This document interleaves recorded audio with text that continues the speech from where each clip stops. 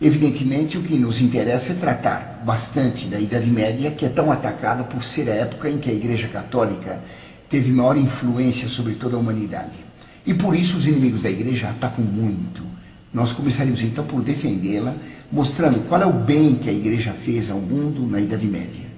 A Igreja é o corpo místico de Cristo e só podia ter feito um bem enorme à humanidade. Aqueles que chamam a Idade Média de Idade das Trevas são aqueles que detestam a luz. São as corujas da história que falam mal da Idade Média. Porque para as corujas o sol é treva, a noite é que é luz. Então são esses morcegos da história que detestam a Idade Média e chamam Idade das Trevas. A época em que a Igreja teve maior influência, em que a luz de Cristo iluminou todo o mundo. E é claro que, para aqueles que detestam a luz, a Idade Média é a Idade das Trevas. Assim como os morcegos consideram o dia tenebroso, assim também esses inimigos de Cristo, luz de Deus, inimigos da Igreja Católica, eles não veem a luz de Cristo, eles não veem a luz da Igreja e a chamam de treva. Eles falam que a Idade Média foi a Idade das Trevas, da ignorância, da violência, da estupidez, da barbárie. Ora, isso é absolutamente contra a realidade. A Idade Média foi uma idade apaixonada pela luz. Tudo na Idade Média falava de luz. Primeiro ponto importante, eles dizem Idade das Trevas porque consideram que o mundo moderno, a idade do racionalismo, dominada pela razão humana, esse mundo seria o mundo luminoso, é o mundo do iluminismo. Já os renascentistas, antes do iluminismo, tinham chamado a da Idade Média de Idade Gótica, quer dizer, Idade dos Godos. E criticando a Idade Média como Idade dos Bárbaros Godos, sem querer eles deram um nome bonito. Porque na língua germânica dos bárbaros, Gott é Deus, e gótico quer dizer divino. É o adjetivo de Gott, na verdade. Então, querendo ridicularizá-la, acabaram dando um nome muito conveniente. Porque a Idade Média foi a Idade da Luz.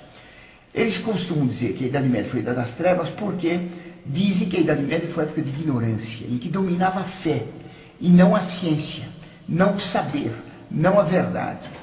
E por isso, então, ridicularizam aqueles tempos bárbaros como se fossem tempos de ignorância. Ora, os que dizem isso nas escolas, nas faculdades, estão numa contradição enorme.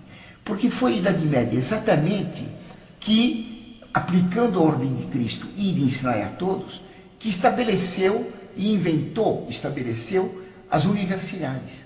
A universidade, a faculdade, começou na Idade Média. Não havia isso antes. Na Antiguidade, não havia universidades. O saber na Antiguidade era um saber secreto. Não, porque na Antiguidade o que valia era o poder. E como o saber traz poder, procurava-se não ensinar para todos. Cada mestre tinha um grupo de discípulos que ensinavam só para eles.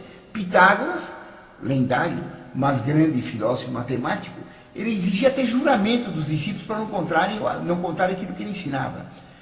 Quando o famoso teorema da quadrada da hipotenusa igual ao suma dos quadrados dos catetos, teorema de Pitágoras, havia juramento dos discípulos dele para não contar o que era. Todo o ensinamento de Pitágoras era secreto. Mesmo Platão, muita coisa era secreta. Então, na Antiguidade, o saber era seletivo, ensinava só para alguns que eram preferidos de um mestre e nunca para todos. Assim, não era para todo o povo, mas era para um número razoável. Quer dizer, o nível intelectual era muito grande em Atenas, mas muito mais alto na Idade Média. Cristo mandou ir ensinar a todos. Por isso a igreja, desde que ela pôde ter liberdade, ela estabeleceu a escola. Então, quando surgiram as primeiras igrejas, logo junto à igreja tinha uma escola para ensinar a ler, ensinando a ler através da Sagrada Escritura. Sempre foi assim. Na Idade Média, onde é que se ensinava? Nas abadias primeiro, e depois nas catedrais. Nas cidades, quando surgiu o grande movimento de urbanização no século XIII, que as catedrais citadinas começaram a ter maior importância que as abadias, imediatamente se fundaram as universidades. As primeiras universidades foram universidades, as faculdades primeiras foram faculdades de medicina, porque o primeiro bem é manter a vida. Depois se fundaram faculdades de direito, Bolonha, por exemplo. Montpellier de medicina. Eu creio que a de Salerno, de Salerno, era também de medicina.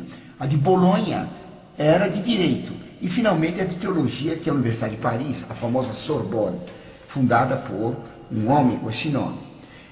Então, esses coitadinhos que falam mal hoje da Idade Média, eles estão numa contradição imensa. Se há faculdades e se há escolas, é porque a igreja fundou a escola e a faculdade. Tá claro? Era para todos, e era um ensino de alto nível. Para saber como era esse ensinamento, basta dizer que a Suma Teológica é o conjunto de perguntas que os alunos faziam a São Tomás e que ele respondia sistematicamente, discutindo uma questão, dava primeiro os argumentos falsos a favor de uma tese, depois dava o argumento contrário, depois dava a solução, respondia a cada argumento falso e fazia triunfar finalmente a verdade. Além disso, então, uma aula na Idade Média era um verdadeiro debate. Na Idade Média se ensinava o professor chamado leitor, porque ele lia os livros antigos e os comentava. Então era o lente, como se diz hoje, aquele que lê. Então ele lia um livro da Antiguidade, ou a Sagrada Escritura, e comentava para os estudantes. Podia se interromper à vontade.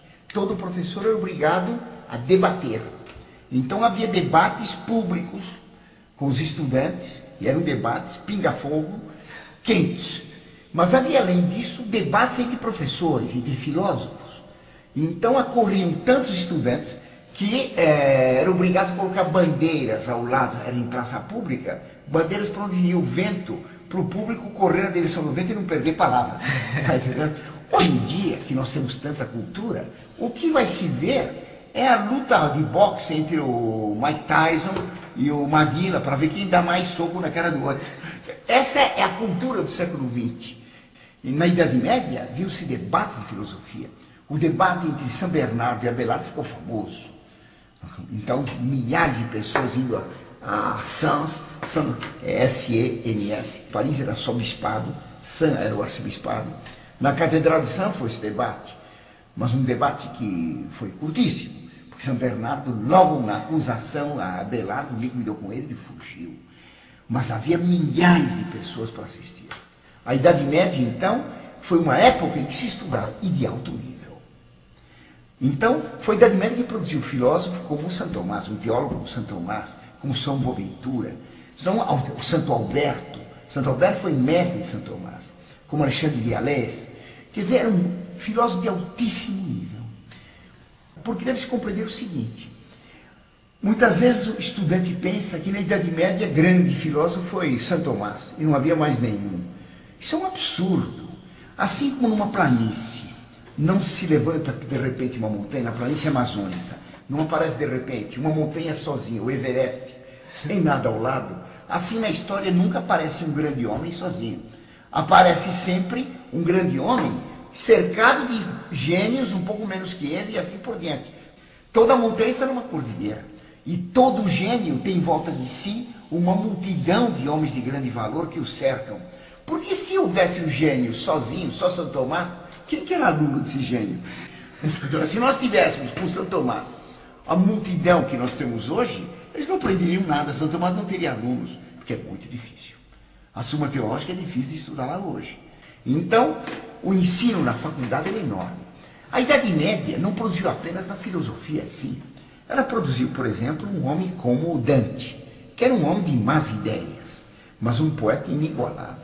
Eu não conheço Homero e a Ilíada e a Odisseia em grego, eu não estudei grego.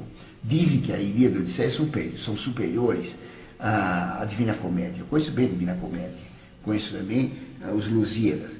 Dante é um espetáculo. As ideias dele não são tão espetaculares, são bem más. Mas a maneira de expor, de escrever, a maneira de pensar é fantástica. Não se pode imaginar que Dante fosse um único poeta. É claro que para ter um gênio daquele, ele devia ter tido uma porção, uma multidão de poetas um pouco menores que ele, que o cercavam. Havia uma escola de poetas como eles. Era uma escola ruim, a do Dolce Estilo Nuovo, do Doce Estilo Novo. Mas eram poetas de altíssimo valor. Tá claro? Então a Idade Média não produziu apenas a Suma Teológica.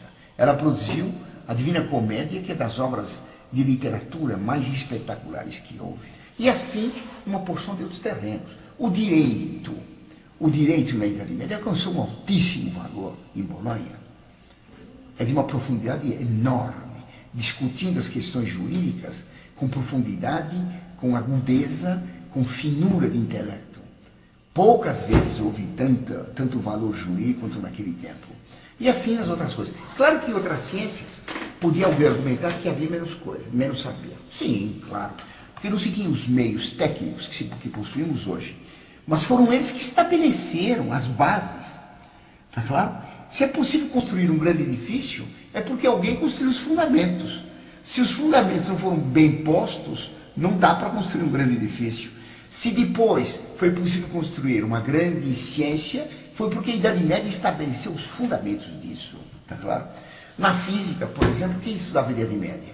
Essa Idade das Trevas, eu disse, era apaixonada pela luz. Sim. O que eles estudavam mais em física? A ótica. Claro. A ótica. Estudavam todo problema, os problemas de ótica, de transmissão da luz, de refração da luz, do prisma. Conheciam profundamente isto. Então, a Idade Média fez a universidade. E foram universidades gratuitas, tá certo? Que se estenderam por toda a Europa. E eram muitas universidades. Tá claro? Em Portugal houve Coimbra, na Espanha Salamanca, tá certo? Depois Alcalá, e na França foi Montpellier, foi depois a Sorbonne, tá certo? Na Itália foi a Universidade de Bolonha, a de Nápoles, a de Salerno.